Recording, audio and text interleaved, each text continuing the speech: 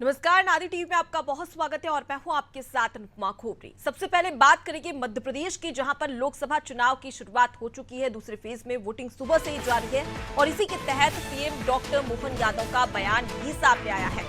मतदान की गति बढ़ी है, ये मुख्यमंत्री डॉक्टर मोहन यादव के द्वारा कहा गया है। साथ ही उन्होंने कहा कि मैं अपील करता हूं कि मतदान जरूर करें। गृह मंत्री अमित शाह मध्य प्रदेश दौरे पर भी है। राजगढ़ और अशोकनगर चुनाव प्रचार के लिए जाएंगे। तो देखिए, मुख्यमंत्री डॉक्टर मोहन यादव का बड़ा बयान सामने आया, जहां पर वो तमाम जो मतदाता है उन्हें अपने मताधिकार के बारे में बताते हुए नजर आए और साथ ही ये कहा कि मतदान की गति बढ़ी है। ये कहीं ना कहीं लोकतंत्र का जो महापर्व है उसके लिए काफी अच्छी बात है। और उसके साथ ही उन्होंने जो आम जनमानस है, जो मताधिकार है, उनसे अपील भी की है कि मतदान जरूर करें और साथ ही अपने अधिकार का प्रयोग करें। तो देखिए, सबसे पहले आपको बता दें कि मध्य प्रदेश के साथ ही मध्य प्रदेश की 6 लोकसभा सीटें जहां पर चुनाव शुरू हो चुका है, यानी कि वोटिंग सुबह से ही शुरू हो चुकी है। टीकमगढ़, दमोह, खजुराहो, सतना, रीवा और होशंगाबाद, ये वो क्षेत्र है जहां पर वोटिंग शुरू हो चुकी है। सुबह से ही वोटिंग हो रही है और ये 6 सीट यानी कि दूसरे फेज में पहले फेज का मतदान संपन्न हो चुका है और दूसरे फेज का मतदान शुरू हो चुका है। सुबह से ही तमाम जो मतदाता है वो अपने मताधिकार का प्रयोग करते हुए नजर आ रहे हैं। और चलिए आपको ये भी बता देते हैं कि अलग अलग जिलों में मध्य प्रदेश में क्या स्थिति है और वहां पर किस प्रकार से मतदान जारी है। तमाम जो मतदाता है उनमें कितना उत्साह है। अलग अलग जो रिपोर्टर्स है, संवाददाता है, वो अलग अलग क्षेत्र में जुड़े हुए हैं, उनसे जानने की कोशिश करेंगे। और सबसे पहले नर्मदापुरम का रुख करेंगे, जहां से हमारे साथ में संवाददाता जुड़ गए और साथ ही उनसे जानने की कोशिश भी की जाएगी कि वहां पर किस प्रकार की स्थिति देखने को मिल रही है। तो जी बताएं, फिलहाल आप कौन से मतदान केंद्र पर मौजूद हैं, वहां पर कैसी स्थिति देखने को मिल रही है, तमाम जो मतदाता है वो किस प्रकार से बढ़ चढ़कर अपने मताधिकार का प्रयोग कर रहे हैं।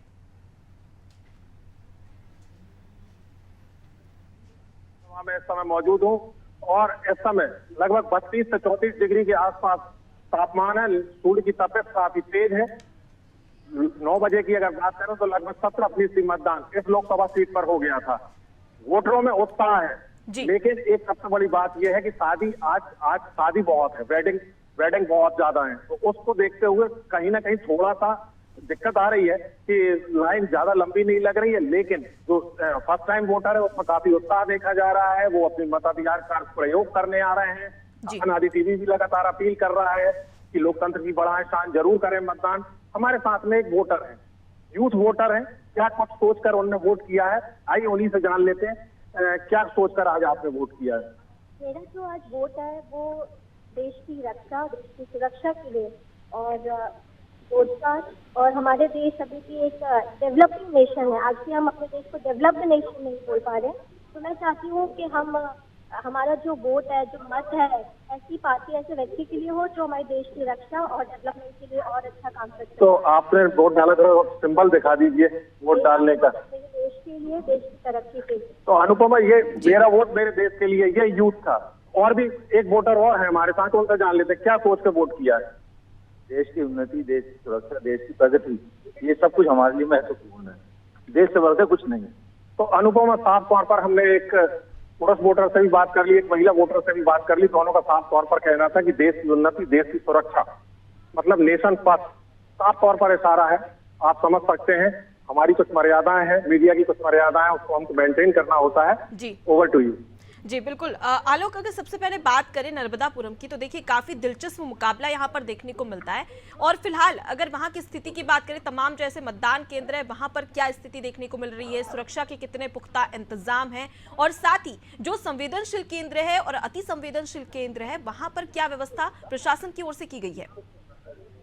देखिए अनुपमा, यहाँ पर अगर बात की जाए तो पूरे लोकसभा क्षेत्र में लगभग 2400 बूथ हैं। 2400 बूथों पर प्रॉपर सुरक्षा की दृष्टि से पर्याप्त मात्रा में सुरक्षा बल लगाया गया है। QIT की टीम लगाई गई है। QIT टीम मतलब क्विक रिस्पांस टीम। किसी भी पोलिंग बूथ से अगर किसी प्रकार की कोई अनहोनी की या घटना की सूचना मिलती है तो 2 मिनट में QIT टीम रिस्पॉन्ड करेगी।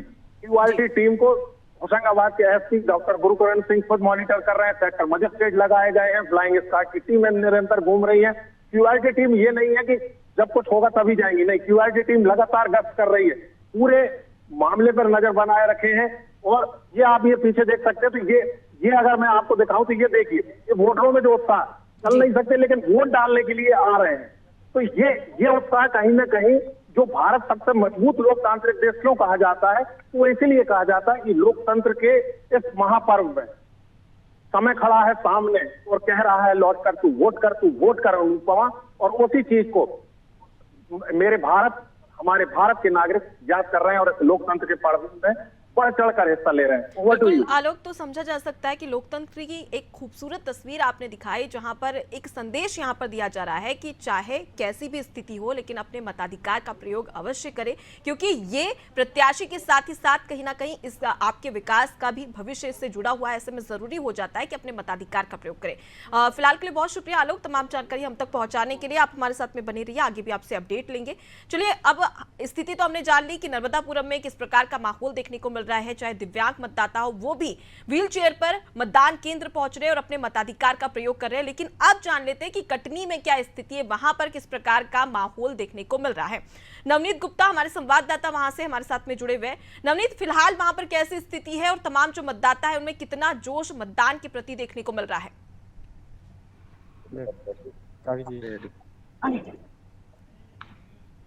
नवनीत, आप तक मेरी आवाज पहुंच रही है? नवनीत, आप मुझे सुन पा रहे हैं? आवाज नहीं आ रही है। तो देखिए, तकनीकी खामी की वजह से उनसे संपर्क नहीं हो पाया, लेकिन कोशिश करेंगे और जानेंगे कि आखिर कटनी की स्थिति कैसी है, वहां पर जो मतदाता है उनमें किस प्रकार का माहौल और उत्साह देखने को मिल रहा है। सबसे पहले आपको बता दें कि 26 अप्रैल यानी कि आज दूसरे चरण में मतदान हो रहा है, जहां पर देश भर में बात कर ली जाए तो 13 राज्य 89 सीट और 1206 प्रत्याशी, और ये वही प्रत्याशी है जिनके मतदाता भाग्य विधाता बने हुए हैं, यानी कि इनके भाग्य का फैसला कहीं ना कहीं यहां पर मतदाता करते हुए नजर आएंगे। अब ऐसे में देखने वाली बात होगी कि किस प्रकार का फैसला यहां पर तमाम जो मतदाता है वो लेते हैं। और साथ ही आपसे अपील करते हैं अनादि टीवी के माध्यम के द्वारा कि अगर आपके लोकसभा क्षेत्र में मतदान हो रहा है तो अपने मताधिकार का प्रयोग करें, क्योंकि अगर आप विकास चाहते हैं तो एक जिम्मेदार नागरिक होने के जरिए आपको अपनी जिम्मेदारी का निर्वहन भी करना पड़ेगा। तो चलिए, अब सीधे पन्ना का रुख कर लेते हैं, वहां पर जान लेते हैं कि वहां पर कैसी स्थिति देखने को मिल रही है। संदीप शुक्ला हमारे साथ में संवाददाता जुड़े हुए हैं। संदीप, अगर पन्ना की बात करें तो अब फिलहाल आप कौन से मतदान केंद्र पर मौजूद है और वहां पर जो मतदाता है वो किस प्रकार से अपने मताधिकार का प्रयोग करते हुए नजर आ रहे हैं, और सबसे खास कि कटनी में ऐसे कौन कौन से मुद्दे, पन्ना में ऐसे कौन कौन से मुद्दे, और तमाम अगर अलग अलग जिलों की बात करें तो वहां पर कौन कौन से ऐसे मुद्दे हैं जिसको जहन में रखकर जो तमाम मतदाता है वो अपने मताधिकार का प्रयोग करते हुए नजर आ रहे हैं।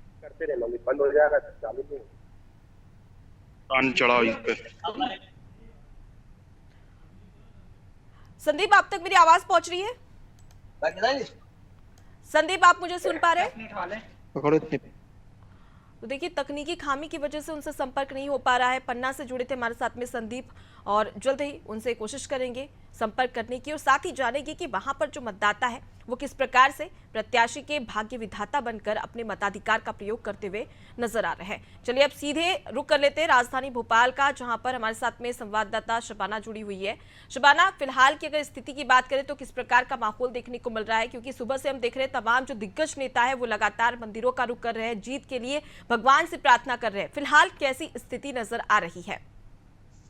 जी देखिए, बिल्कुल मैं आपको बताना चाहूंगी कि अगर मैं 11 बजे तक के वोटिंग प्रतिशत की बात करूं तो कहीं ना कहीं 28 से अधिक वोटिंग प्रतिशत यहां पे हो चुकी है। और खुद मुख्यमंत्री अभी हाल फिलहाल में बयान दिया, उन्होंने कहा कि ज्यादा से ज्यादा लोग जो है वोट देने निकले। आज प्रदेश अध्यक्ष पीटी शर्मा के गढ़ का भी मतदान होना है। मैं ऐसे में देखने वाली बात होगी, खुद पीटी शर्मा मतदान दे चुके, वो सबसे पहले मंदिर के दर्शन करके दर्शन पूजन करके जो है मतदान देने निकले थे। तो कहीं ना कहीं आज का दिन मध्य प्रदेश की राजनीति के लिए काफी लिहाज से अच्छा, और लोकसभा चुनाव के लिए दूसरे चरण का मतदान हो रहा है। तो कहीं ना कहीं आज दोनों ही पार्टियां जो है ये देखने वाली बात होगी कि मतदान कितने प्रतिशत होता है और क्या प्रभाव यहाँ पर देखने को मिलता है। सबसे बड़ी बात यह है कि आज जिन सीटों पे मतदान है कहीं ना कहीं उसमें सबसे चर्चित सीट खजुराहो, होशंगाबाद, दमोह। होशंगाबाद से प्रत्याशी दर्शन सिंह को मैदान में उतारा है। किसान नेता थे और लगातार प्रचार प्रसार कर रहे थे और काफी कड़ी मेहनत भी करते हुए वो नजर आए थे, जिसके बाद पार्टी ने उन्हें भरोसा जताया था और खुद प्रधानमंत्री उनके लिए प्रचार प्रसार करने पहुंचे थे। वही दूसरी तरफ अगर खजुराहो की बात करूं तो एक तरफा यहाँ पर पीडी शर्मा का जन समर्थन देखने को मिल रहा था, क्योंकि जो विपक्ष की प्रत्याशी थी, इंडिया गठबंधन की प्रत्याशी थी, उनका नामांकन जो है रद्द हो चुका था, जिसके बाद से बीडी शर्मा के पक्ष में माहौल था। हालांकि वो उनका गढ़ है, जब से चुनावी मैदान में वो वहीं से चुनाव लड़ रहे हैं और जीतते हुए भी आ रहे हैं। तो ये देखना होगा कि शाम तक कैसा मतदान। बिल्कुल, कहीं ना कहीं अगर खजुराहो लोकसभा सीट की बात करें तो यहाँ पर वीडी शर्मा के सामने भले कोई बड़ी चुनौती नजर नहीं आ रही है, लेकिन वोट प्रतिशत में किस प्रकार से इजाफा हो सके ये कहीं ना कहीं भाजपा के लिए चुनौती है। कहीं पर वोट प्रतिशत ना घट जाए, ये भी एक ध्यान रखने वाली बात है। फिलहाल अगर हम बात करें सतना की, तो कहीं ना कहीं यहाँ पर बीजेपी को एक डर सता रहा हुआ है, क्योंकि अगर बात करें यहाँ पर सतना से गणेश सिंह बीजेपी प्रत्याशी, सिद्धार्थ कुशवाहा कांग्रेस प्रत्याशी है, यानी कि वर्तमान सांसद का वर्तमान विधायक से मुकाबला है। कितना दिलचस्प देखने को मिल रहा है, क्योंकि पहले से ही अगर बात कर ली जाए तो चुनाव हार चुके और एक बार फिर से अब यहाँ पर चुनावी मैदान में, ऐसे में कितना दिलचस्प मुकाबला यहाँ पर देखने को मिल रहा है।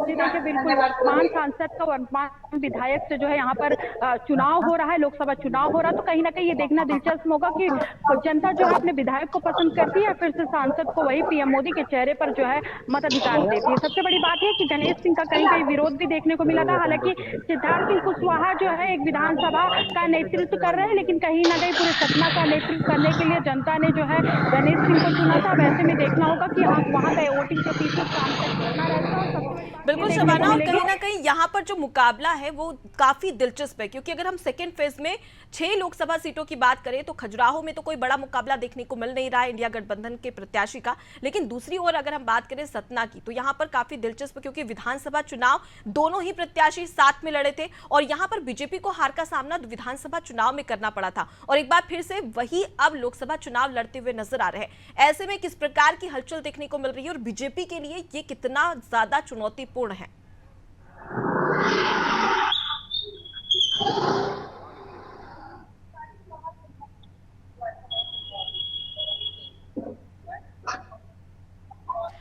शबाना, अब तक मेरी आवाज पहुंच रही है?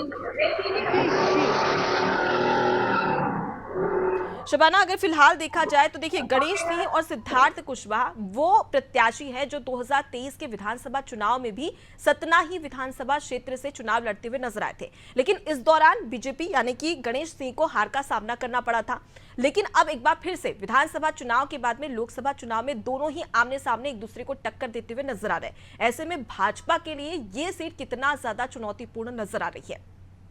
जी देखिए, बिल्कुल मैं आपको बताना चाहूंगी कि ये जो सीट है सतना लोकसभा सीट कहीं ना कहीं भाजपा के लिए चुनौतीपूर्ण है, क्योंकि अभी हाल फिलहाल में जो है भाजपा प्रत्याशी का विरोध देखने को मिला था। इसके अलावा जो है वो विधायक है सिद्धार्थ सिंह, तो कहीं ना कहीं ये देखना दिलचस्प होगा कि वो कितना अच्छा प्रदर्शन कर पाते हैं। क्योंकि सबसे बड़ी बात ये देखने को मिलेगी कि प्रधानमंत्री के चेहरे पर इस बार वोट हो रहा है। पिछली बार भी लोकसभा चुनाव में प्रधानमंत्री के चेहरे पर वोटिंग हुई थी, तो लोग प्रत्याशी को देखना पसंद नहीं कर रहे हैं। लोग जो है प्रधानमंत्री के चेहरे को देखकर वोट दे रहे हैं, क्योंकि इस बार भाजपा ने मध्य प्रदेश में मिशन 29 का जो है मिशन रखा है। तो कहीं ना कहीं ये देखना होगा कि सिद्धार्थ कुशवाहा उसमें से एक है या नहीं। हालांकि एक तरफ कांग्रेस भी 6 से 7 सीटें जीतने का दावा कर रही है 2 चरणों में, लेकिन ये देखने के लिए इंतजार करना होगा कि कितना बढ़िया प्रदर्शन यहाँ पर दोनों ही प्रत्याशी कर पाते हैं। चूंकि एक मौजूदा विधायक तो एक मौजूदा सांसद है, तो ऐसे में जो है फाइट है काफी टफ है और जनता किसके चेहरे पे वोट देती है उसको देखने के लिए इंतजार करना होगा। जी बिल्कुल, और आपसे ये भी जानना चाहूंगी शबाना, क्योंकि जिस प्रकार से 6 सीटों पर राजनीति को देखा जाए तो यहाँ पर 2 पार्टियां काफी सक्रिय नजर आती है, एक तो भाजपा और कांग्रेस, लेकिन इस बार बहुजन समाज पार्टी एकला चलोरी की नीति पर भी है। और सतना की बात कर ली जाए तो यहाँ पर त्रिकोणीय मुकाबला देखने को मिल रहा है, नारायण त्रिपाठी त्रिकोणीय मुकाबला यहाँ पर बनाए हुए है। ऐसे में क्या लगता है कि भाजपा और कांग्रेस के जीत के संकल्प के बीच में कहीं ना कहीं बहुजन समाज पार्टी तीसरा विकल्प बन पाएगी? जी देखिए, आपने नारायण त्रिपाठी का जिक्र किया, ये वही नारायण त्रिपाठी है जो पहले भाजपा में थे, फिर कांग्रेस में आए, फिर उन्होंने अपनी अलग पार्टी बनाई, फिर बहुजन समाजवादी को समर्थन किया और फिर से बहुजन समाजवादी पार्टी से प्रत्याशी बनकर आया। हालांकि विधानसभा चुनाव में इनको हार का सामना करना पड़ा था, इनका प्रदर्शन काफी खराब था, लेकिन फिर से वो मैदान में है कहीं ना कहीं बहुजन समाजवादी पार्टी से। तो ये देखना होगा कि कितना वोट यहाँ पर जीत पाते हैं। लेकिन अगर मैं प्रमुख दलों की बात करूं बीजेपी कांग्रेस की, तो इन्हीं दोनों प्रमुख दलों में से कोई एक प्रत्याशी जीतकर सामने आएगा। क्योंकि अगर नारायण त्रिपाठी का प्रदर्शन अच्छा होता है तो शायद विधानसभा चुनाव में भी उनको अच्छा जो है वोट प्रतिशत मिलता है। ऐसे में जो जनता है वो ज्यादा से ज्यादा कोशिश करती है उन दलों को वोट दिया जाए जो केंद्र और राज्य सरकार में हो, तो ज्यादा फायदा यहाँ पर भारतीय जनता पार्टी को मिलने वाला है, क्योंकि केंद्र में भी भाजपा की सरकार है और राज्य में भी भाजपा की बिल्कुल। तो सरकार अब है। देखने वाली बात होगी कि यहाँ पर कितना ज्यादा चुनौतीपूर्ण होता है भाजपा के लिए, कांग्रेस के लिए। लौटूंगी आपके पास में शबाना। इस वक्त हमारे पास में बड़ी खबर सामने आ रही है, जहां पर अब आपको बता दें कि मध्य प्रदेश में दूसरे चरण का मतदान लगातार जारी है। मध्य प्रदेश की 6 सीटों पर मतदान जारी है। रीवा, सतना, टीकमगढ़, खजुराहो, दमोह और होशंगाबाद लोकसभा में चुनाव चल रहा है, यानी कि मतदान चल रहा है, वोटिंग हो रही है। बीजेपी मुख्यालय में वॉर रूम भी तैयार कर दिया गया है, जहां वॉर रूम से हर घटनाक्रम पर पैनी नजर भी रखी जाएगी। बीजेपी वॉर रूम का हमारे संवाददाता ने जायजा भी लिया है और क्या कुछ वहां पर स्थिति देखने को मिल रही है, चलिए आपको दिखाते हैं।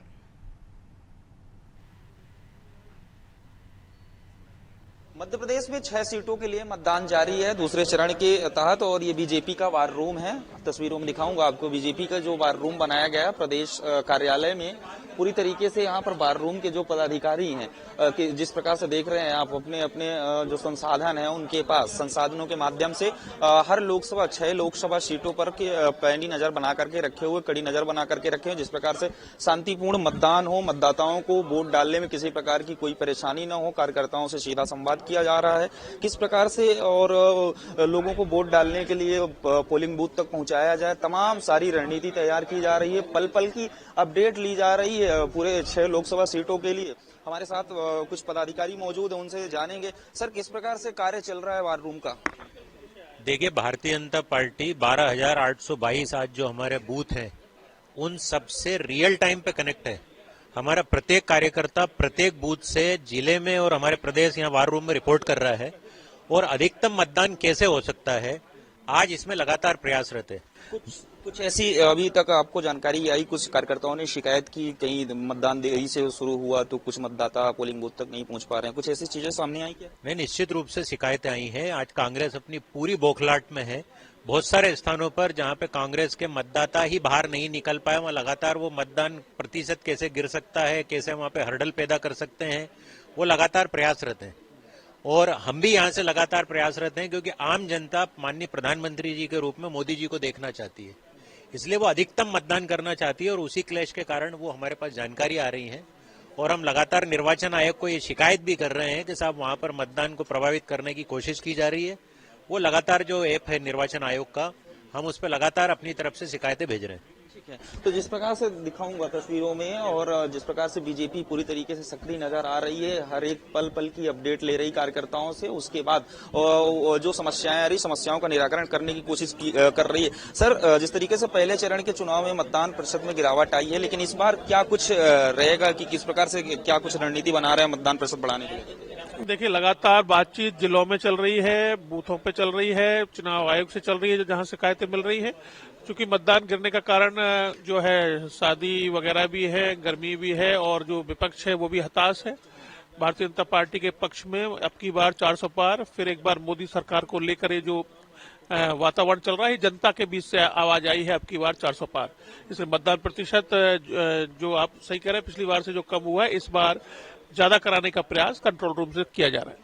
ठीक है, तो ये भारतीय जनता पार्टी के जो तमाम पदाधिकारी है वार रूम में देख सकते हैं आपकी पूरी तरीके से मुस्तैदी से लगे हुए, जुटे हुए हैं। बीजेपी इस बार मध्य प्रदेश में मिशन 29 का नारा लेकर के चल रही है, और पिछले चुनाव की बात करें 2019 में तो बीजेपी को 28 सीटों पर जीत मिली थी। एक सीट जो छिंदवाड़ा है उसमें हार का सामना करना पड़ रहा था। लेकिन सबसे महत्वपूर्ण बात यह है कि जो दूसरे चरण के चुनाव होने, उन दूसरे चरण के चुनाव में 6 सीटों पर चुनाव होने हैं, 6 सीटों पर मतदान होना है। रीवा, सतना, टीकमगढ़, दमोह और होशंगाबाद सहित 6 सीटों पर चुनाव होने हैं, और 6 सीटें ये सभी पर भाजपा के जो सांसद हैं वो सिटिंग सांसद है। ऐसे में बीजेपी फिर भी आश्वस्त है, किसी प्रकार की कोई कोर कसर नहीं छोड़ना चाह रही है। कैमरामैन अरविंद शर्मा के साथ दुर्गेश गुलशन, यादव, अनादि टीवी, भोपाल।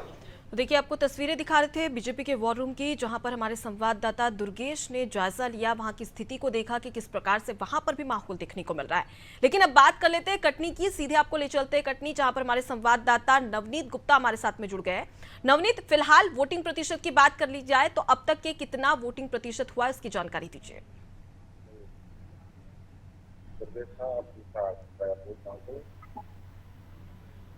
नवनीत, आपकी आवाज नहीं आ रही है, अनम्यूट कर लीजिए। जिस जी आवाज आ रही? जी जी बोलिए। जी, मैं बता दूं, यहाँ पे कटनी में वोट प्रतिशत की बात करें तो यहाँ पे 27% के लगभग वोट प्रतिशत पहुंच चुका है। लेकिन अब जैसे जैसे धूप बढ़ती जा रही है वैसे वैसे मतदाता कम होते हुए नजर जरूर आ रहे हैं। लेकिन हम यहाँ पे बात करते हैं प्रशासन की, तो प्रशासन पूर्ण रूप से परिपक्व होकर किसी प्रकार की किसी समस्या ना हो, सुरक्षा दृष्टि को देखते हुए तैयारी करके रखा है। हर जगह बूथ पे, हर एक बूथ पे पुलिस प्रशासन पूर्ण रूप से जा रहा है और यदि यहाँ पे पानी की या किसी प्रकार की व्यवस्था कहीं कोई कमी नजर नहीं आ रही। जी जी नवनीत, अगर फिलहाल बात कर ली जाए दिव्यांग मतदाताओं की, तो हमने देखा कि किस प्रकार से वो भी वहां पर पहुंच रहे हैं, तो अपने मताधिकार का प्रयोग कर रहे हैं। फिलहाल अगर कटनी की बात कर ली जाए तो वहां पर सुरक्षा के किस प्रकार के पुख्ता इंतजाम है और कटनी के कौन कौन से ऐसे मुद्दे हैं जिसको लेकर मतदाता अपने मताधिकार का प्रयोग करते हुए नजर आ रहे हैं? मुद्दे मैं बता दूं, कटनी की बहस तो मुद्दे जो थे यहाँ पे मेन था मेडिकल कॉलेज और हवाई पट्टी को लेके ज्यादा यहाँ पे लोग मतदाता जागरूकता को लेके बोल रहे थे कि हमारे शहर में यदि हवाई पट्टी या अगर मेडिकल कॉलेज नहीं होता तो वोट के लिए जरूर पीछे। और लेकिन चूंकि अपना भाजपा ने पहले से ही इस चीज की रणनीति बनाकर और मेडिकल को आपके पास में बने रही है हमारे साथ में। चलिए अब वीडी शर्मा जो कि खजुराहो लोकसभा सीट से प्रत्याशी हो और भाजपा के प्रदेश अध्यक्ष भी है, मतदान को लेकर उन्होंने क्या कुछ कहा है आपको सुनाते हैं। दर्शन करके शुरुआत की है और आज मतदान का महापर्व है। ज़्यादा से ज़्यादा मतदान लोग कर भी रहे हैं और सभी जगह पर अच्छी संख्या में मतदाता आज निकले हैं। मुझे ऐसा लगता है कि अच्छा मतदान होगा और जनता का आशीर्वाद करेगी। हाँ, देखिए वीडी शर्मा को सुन रहे थे आप, जिन्होंने गुजारिश की है आम जनता से कि प्लीज कृपया करके अपने मताधिकार का प्रयोग करें और उसके साथ ही साथ एक जिम्मेदार नागरिक होने की जिम्मेदारी भी निभाए। तो एक साफ माहौल देखने को मिल रहा है कि किस प्रकार से जो राजनेता है वो भी मतदाताओं को ये प्रेरित करते हुए नजर आ रहे हैं कि कृपया अपने मताधिकार का प्रयोग करें और अगर आप क्षेत्र के, देश की, प्रदेश का विकास चाहते हैं तो ऐसे में जरूरी हो जाता है कि आप मतदान केंद्र तक पहुंचे और अपने वोट की अपील करते हुए भी तमाम जो राजनेता है वो नजर आ रहे थे। और इसी के तहत प्रदेश अध्यक्ष जो कि खजुराहो लोकसभा सीट से प्रत्याशी भी है, उन्होंने मतदान को लेकर बात कही है।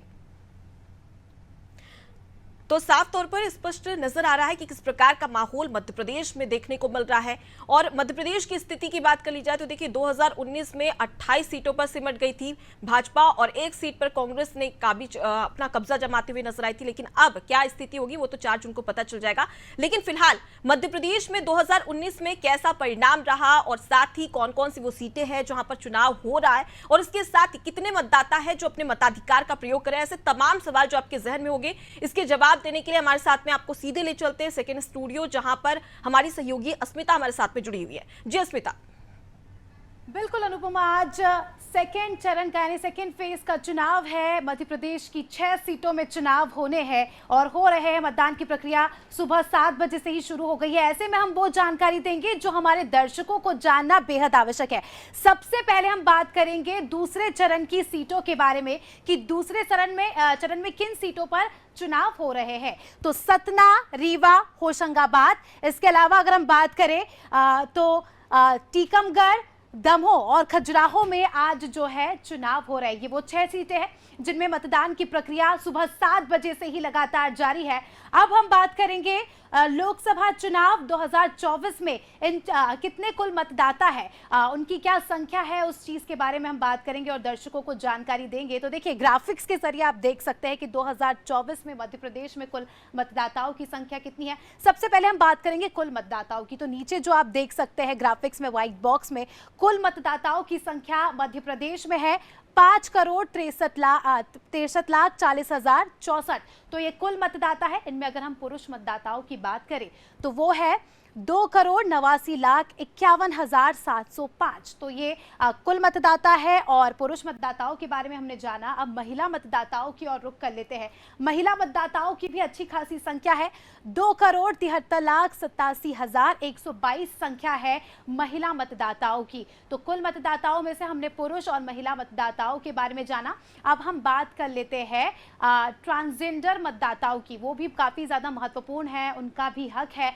लोकतंत्र लोकतंत्र के इस महापर्व में वोट डालने का। तो ग्राफिक्स के जरिए मैं अपनी टीम से अनुरोध करूंगी कि ट्रांसजेंडर मतदाताओं की संख्या बताए। तो आपको बता दें कि मध्य प्रदेश में ट्रांसजेंडर मतदाताओं की भी अच्छी खासी संख्या है। अगली और पड़ाव में स्विच करेंगे तो अब हम जानेंगे कि किस सीट पर कितने मतदाता। देखिए, हमने कुल मतदाताओं की बात करी, पुरुष मतदाताओं की बात करी, महिला मतदाताओं की बात करी। अब हम सीट वाइज जानेंगे कि किस सीट पर कितने मतदाता है जो आज अपने मताधिकार का प्रयोग करने वाले हैं।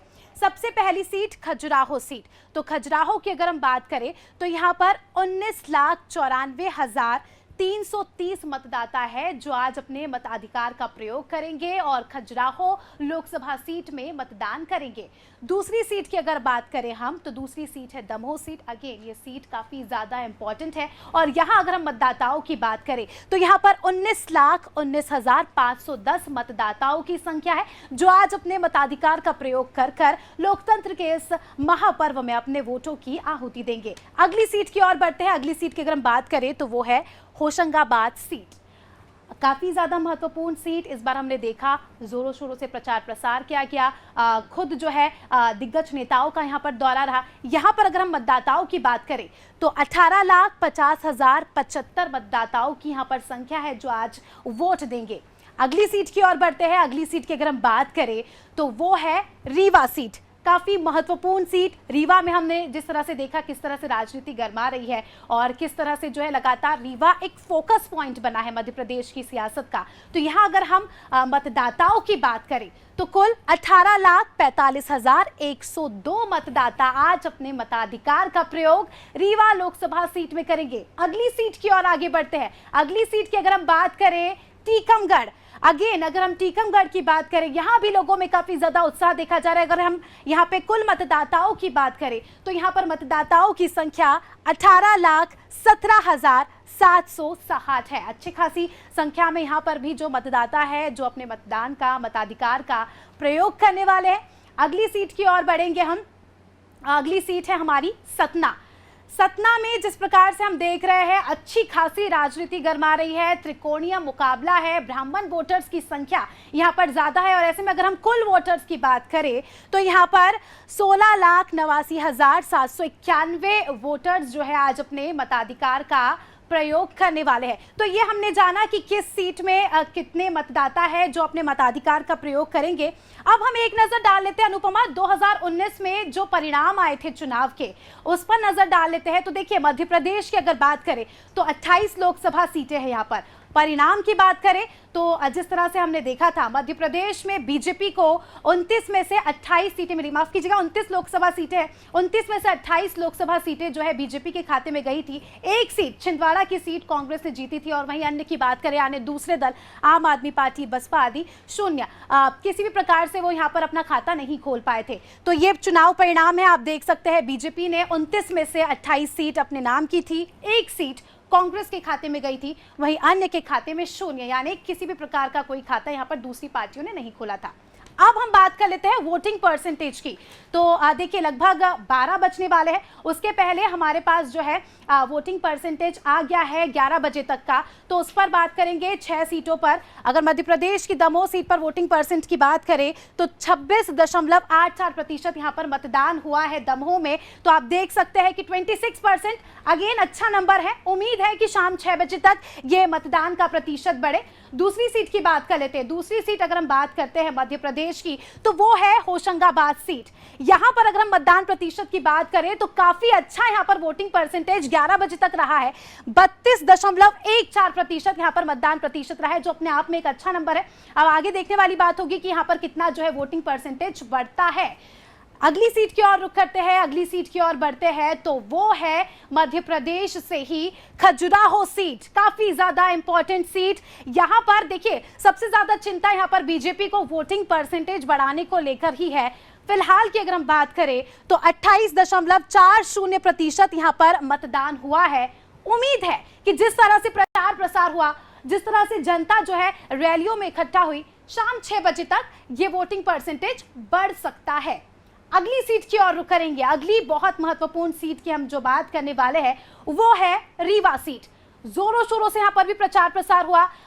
तमाम पार्टियों के जो प्रत्याशी है जमीन पर नजर आए, लेकिन कहीं ना कहीं वोटिंग परसेंटेज यहाँ पर ठंडा नजर आ रहा है। 24.46% यहाँ पर वोटिंग हुई है। अब देखना दिलचस्प होगा कि रीवा की जनता कितनी उत्सुकता के साथ और घर से बाहर निकलती है। हालांकि हमारी भी यही अपील है कि अगर अभी तक आपने वोट नहीं दिया है तो सबसे पहले बाहर जाकर वोट दीजिए, उसके बाद दूसरे काम करिए। अगली सीट की बात कर लेते हैं। मध्य प्रदेश से ही अगली सीट सतना सीट। सबकी नजरें इस वक्त सतना सीट पर ही बनी है, क्योंकि त्रिकोणीय मुकाबला है यहाँ पर। और कि जिस प्रकार से हमने देखा सतना में जिस तरह से राजनीति गरमा रही है, मुकाबला जो है कांटे का है, तो ऐसे में इस बार देखना दिलचस्प है कि सतना में कितना वोटिंग परसेंटेज रहेगा। फिलहाल की अगर हम बात करें तो 30 यहाँ पर सतना में वोटिंग परसेंटेज रहा है। अगली सीट की और हम रुख कर लेते हैं, वो है टीकमगढ़ सीट।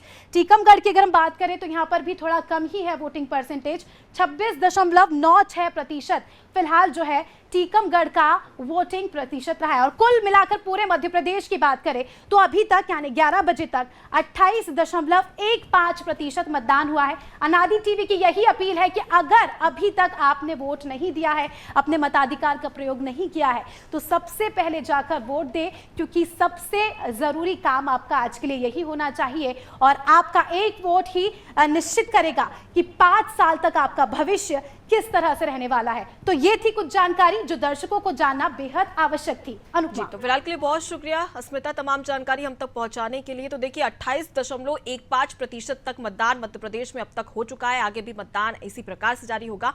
हर एक अपडेट चुनाव से जुड़ी हुई आप तक पहुंचाएंगे, लेकिन यहां पर रुकते एक छोटे से ब्रेक के लिए जल्द हाजिर होते हैं। देखते रहिए अनादि टीवी।